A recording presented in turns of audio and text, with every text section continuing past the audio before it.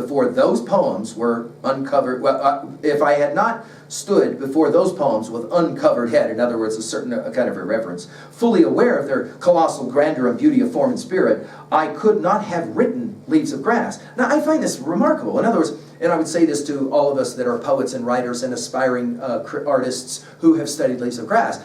Yeah, you have to appreciate Leaves of Grass, but you can't be so mesmerized. Notice he uses the idea of the uncovered head. Think about his idea in the very original Song of Myself, I cock my head anyway, want to wear it indoors. In other words, a certain kind of irreverency. He says, I had to do that if I was going to construct Leaves of Grass. My verdict and conclusions are illustrated in its pages, are arrived at through the temper and inculcation of the old works as much as through anything else, perhaps more than through anything else. In other words, he's willing to admit his literary antecedents. As America fully and fairly construed is the legitimate result and evolutionary outcome of the past, so I would dare to claim for my verse. It's a very interesting idea. America grew out of the old antecedents. He says, my literary product grew out of the old. Without stopping to qualify the averment, the old world has had the poems of myths, fictions, feudalisms, conquest, caste, dynastic wars, and splendid exceptional characters and affairs, which have been great. But the new world needs the poems of realities and science and of the democratic average and the basic equality, which shall be greater. And of course, this is Whitman, or Emerson's argument in The Poet, as he made that longing call for an American poet. In the center of all, and object of all, stands, and he capitalizes it, the human being. Now, this is at the heart of Leaves of Grass. This is why we read this essay. What is it that makes Leaves of Grass so special for Whitman? The celebration of the human being is standing in the center. In other words, we're going to get now to that tension between, on the one hand, this is the fundamental American tension. If you're going to study American thought, you got to know this. On the one hand, we're going to celebrate the group. we're all one, right? Community. But on the other hand, we're going to celebrate the individual. Whoa, the individual rights, etc., etc. The human being, stands the human being, towards whose heroic and spiritual evolution poems and everything directly or indirectly tend, old world and new. Now, our Nortons will tell us that the conclusion of the first of the two divisions of this essay, dealing in general with Whitman's preparation, motivation, and inspiration for Leaves of Grass, now comes. So in other words, we're basically at line 250, we're halfway to 500, right?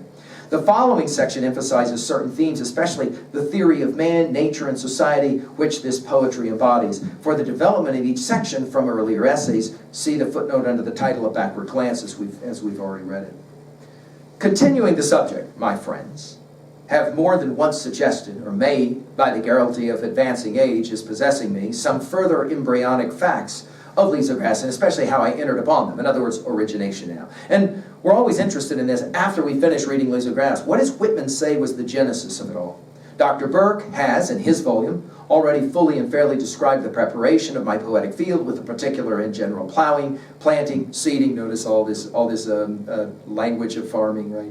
And occupation of the ground, till everything was fertilized, rooted, and ready to start its own way for good or bad. There were some readers who loved that he used the word fertilized because they didn't like what Whitman had done and they called it fertilizer or the other bad word, right? Along in my 16th year, there was a child who went forth. Now we're going to get a little bit of biography here. Along in my 16th year, I had become possessor of a stout, well-crammed 1,000-page octave volume, I have it yet, containing Walter Scott's poetry entire. So now we're going to pay tribute to the great Walter Scott. An inexhaustible mine and treasury of poetic forage, especially the endless forests and jungles of notes, has been so to me for 50 years and remains so to this day. And then we get a footnote where he tells us what this is, Sir Walter Scott's complete poems especially, and then he'll give us several, including the Border Minstrelsy, then Sir Tristram, Lay of the Last Minstrel, Ballads for the German, Mariamon, Lady of the Lake, Vision of Don Roderick, Lord of the Isles, Burial of Treman, Field of Waterloo, and the like. He finishes by saying, Lockhart's 1833 or 34 edition with Scott's latest and copious revisions and annotations. All the poems were thoroughly read by me, but the ballads of the Border Minstrelsy over and over again. I think it's significant. I don't think enough research has yet really been done on the significance of some of this to the construction of so much of what is Leaves of Grass.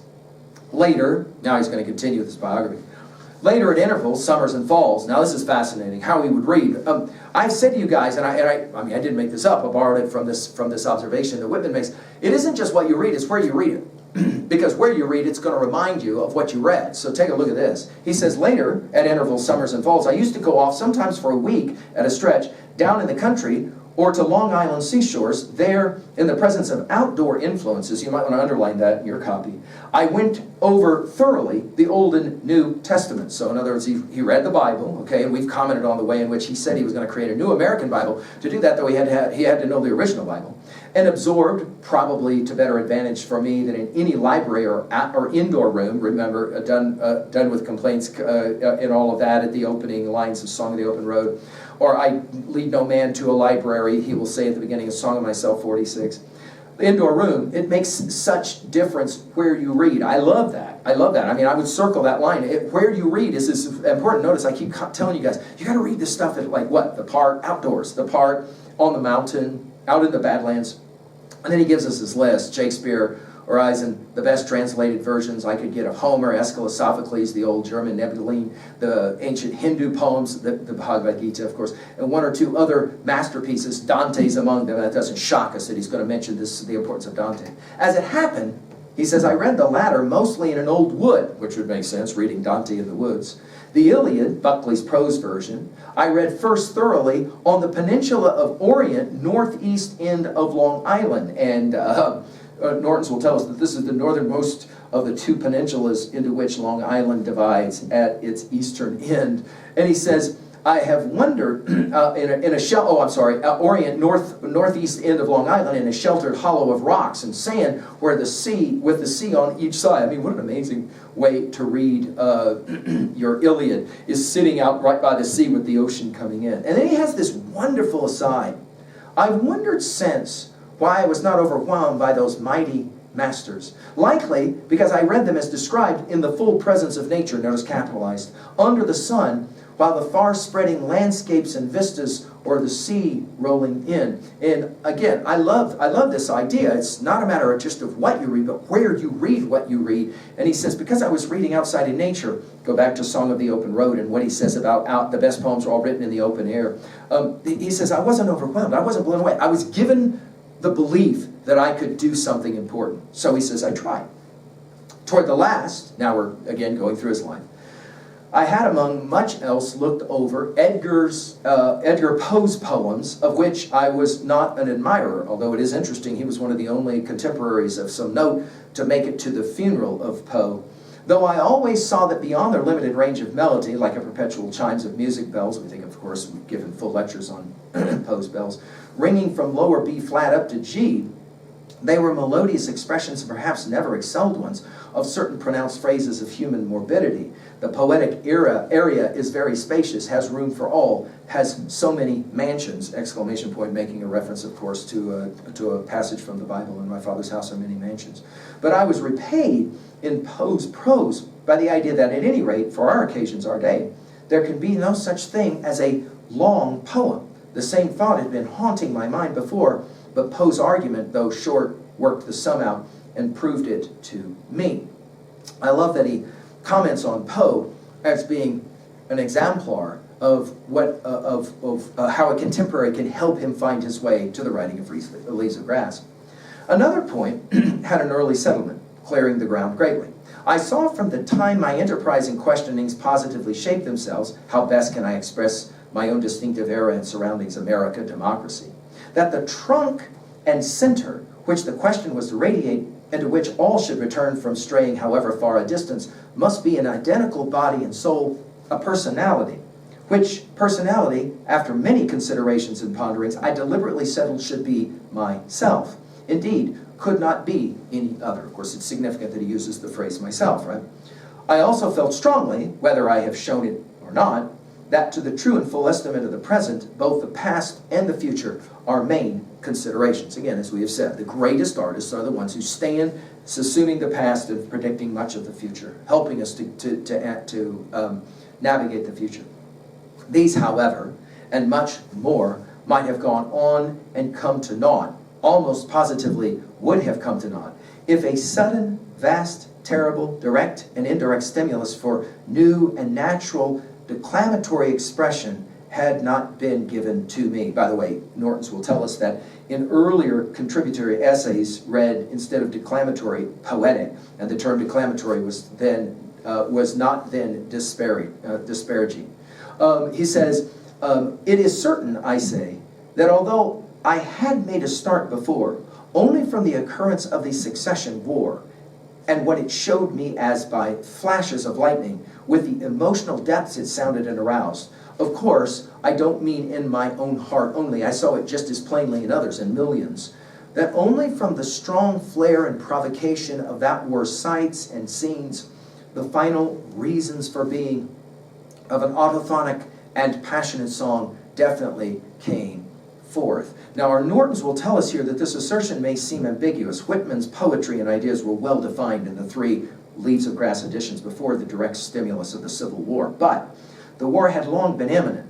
When the young journalist during the Mexican War supported free soil, when he opposed Northern Democratic hunker politics, thus losing the editorship of the Brooklyn Eagle in 1848, when he realized the flimsiness of the 1850 compromises, his first Leaves of Grass edition, 1855, strongly depicted the outrages of slavery, and he predicted a terrible vengeance in his "Now Lucifer was not dead" passages excluded from Leaves of Grass. He had indeed made a start before, no question. That is true, he says. I went down, now we're going to be specific here. I went down to the war fields in Virginia, end of 1862, lived thenceforward in camp, saw great battles and the days and nights afterward. We think of Woundresser, don't we? Partook of all the fluctuations, gloom, despair, hopes again aroused, courage evoked, death readily risked, the cause too, it's italicized, the cause. Along and filing those agnostic and lurid following years, 1863, 64, 65, the real parturition years, we know that word parturition from our study of Leaves of Grass, more than 1776 to 83, of this henceforth homogeneous union. Without those 3 or 4 years and the experiences they gave, Leaves of Grass could not now be existing. And Nortons will tell us a following sentence, which concludes this paragraph in the ancestor essay, How Leaves of Grass Was Made, supports the footnote immediately above with these words, quote, think of the book as a whirling wheel. We think of Yeats and his gyre, don't we, of Second Coming and Sailing to Byzantium. As a whirling wheel with the war of 1861 to 5 as the hub on which it all concentrates and revolves. Think about his use of the word hub in Song of Myself 48. There's no object so soft that it makes a hub for the wheeled universe. But, now he continues, I set out with the intention also of indicating or hinting some point, characteristics, which I since see, though I did not then, at least not definitely, were basis and object urgings towards these leaves from the first. Notice he uses the word urgings again, the procreant urge comes to mind. The word I myself put primarily for the description of them as they stand at last is the word suggestiveness. Now I find this a fascinating word, suggestiveness. I round and finish little, if anything, and could not consequently with my scheme. The reader will always have his or her part to do, just as much as I have had mine. In other words, Leaves of Grass is not an absolutist epistemological position. It's suggestive, right? A fallibilist position. I seek less to state or display any theme or thought, and more to bring you, reader, into the atmosphere of the theme or thought there to peruse your own flight. And again, here it comes, guys. This is what he's telling you. The reason that you've read all these poems of Leaves of Grass is so that you can decide what they mean for yourself. Remember, he says this in 46 of Song of Myself. You're asking me questions, I answer, I cannot answer. You must find out for yourself. Again, earlier in the poem, he says you got to travel the road for yourself. Not I or anyone can travel the road for you, right? I seek less to state or display any theme or thought, and more to bring you, reader, into the atmosphere of the theme or thought, there to resume your own flight. Another impetus word is comradeship, as we've seen it. Camarado comes to mind. As for all lands, and in a more commanding and acknowledged sense than hitherto. In other words, I want to be a universalist poet. Other word signs would be good cheer, I keep to the sunny side of life, content, and hope. I find that a fascinating word as well. Again, he's not an optimist, as we say, a blind optimist. He's an informed optimist. He knows there's a lot of pain and suffering in the world. We'll get to the theodicy question now coming. The chief trait of any given poet is always the spirit he brings to the observation of humanity and nature. Notice both capitalized. The mood out of which he contemplates his subjects. What kind of temper and what amount of faith report these things? Up to how recent a date is the song carried? Notice these questions. What the equipment and special raciness of the singer? What is tinge of coloring? The last value of artistic expressors, past and present, Greek Aeschylus, Shakespeare, or in our own day, Tennyson, Victor Hugo, Carlyle, Emerson. There are some of his contemporaries. Obviously, Emerson has to end it, right? Is certainly involved in such questions.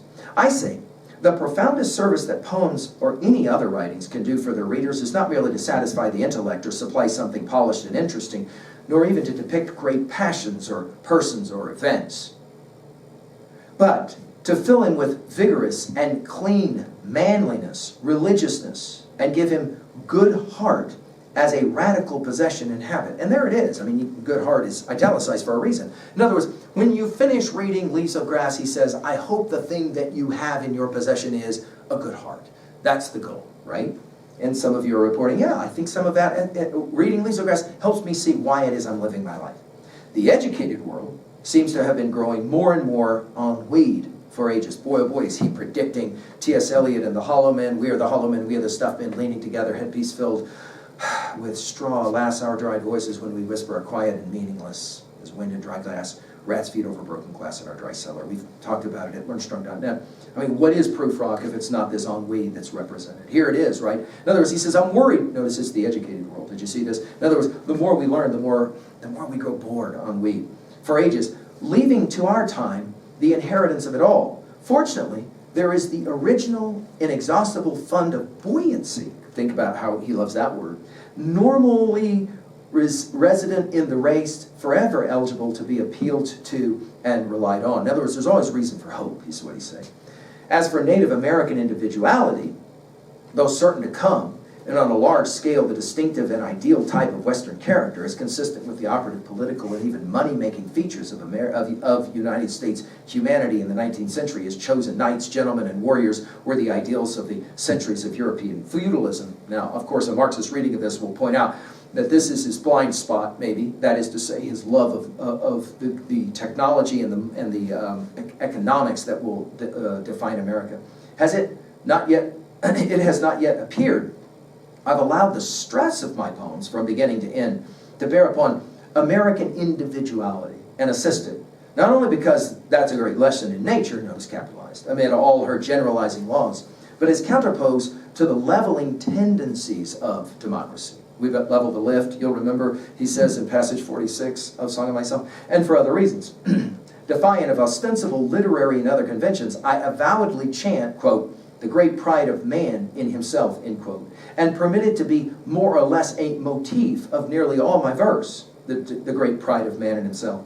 I think this pride indispensable to an American. As we have said in many lectures on American thought, fundamentally it's a Promethean, don't tell me what to do. It's not the, should I do this or not of independence, it's the declaration of independence, right?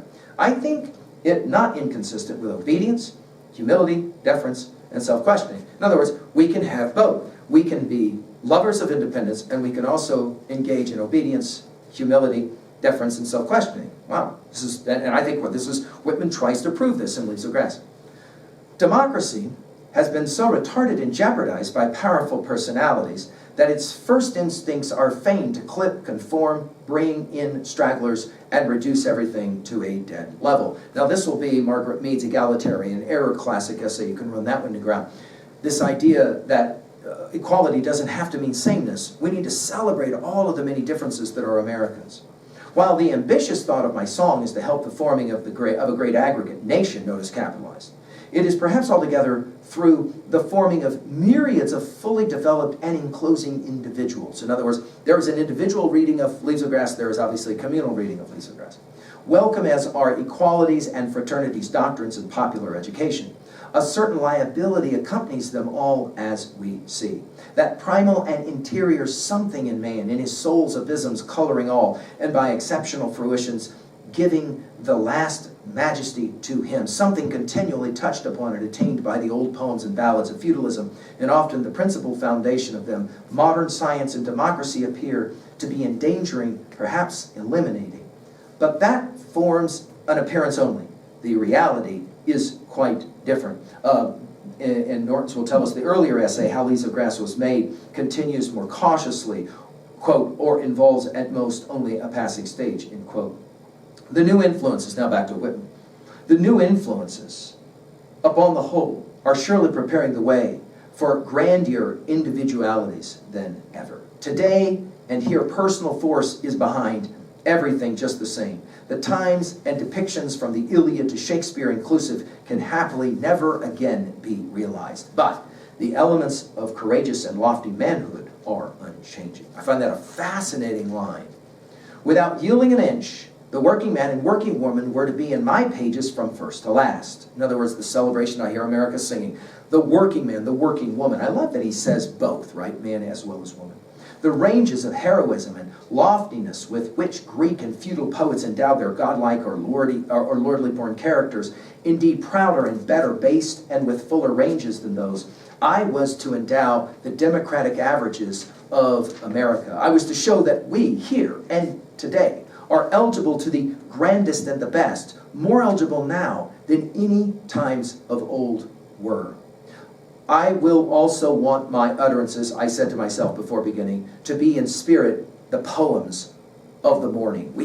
Immediately we go, of course, to Thoreau's Walden. We must learn to reawaken and keep ourselves awake, not by mechanical aids, but by an infinite expectation of the dawn that will not forsake us in our soundest sleep. This idea of the morning, of course, in the lines preceding, Thoreau said, I believe in early rising. They have been founded and mainly written in the sunny forenoon and early midday of my life. And again, he says it, I'm on the sunny side of life. It is significant, and there have been those who have said, every morning when I wake up, the first thing I'm going to do is read a Whitman poem or a few lines of Whitman's Leaves of Grass and just see how it changes my day. I believe that it will. You should try it. I will want them to be the poems of women entirely as much as men, so this is radical, right? We've seen this in Leaves of Grass. I wish to put the complete union of the states in my songs without any preference or partiality whatsoever. Henceforth, if they live